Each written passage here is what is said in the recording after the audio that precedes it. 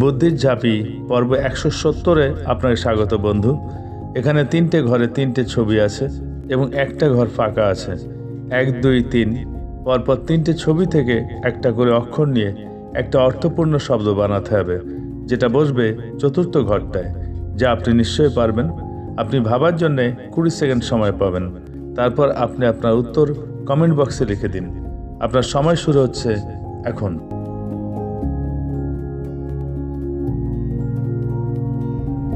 এইরকম আরও ধাঁধা পেতে আমার ফেসবুক পেজটা ফলো দিয়ে রাখুন এবং আইবি ক্রিয়েশনস ইউটিউব চ্যানেলটা সাবস্ক্রাইব করে রাখুন।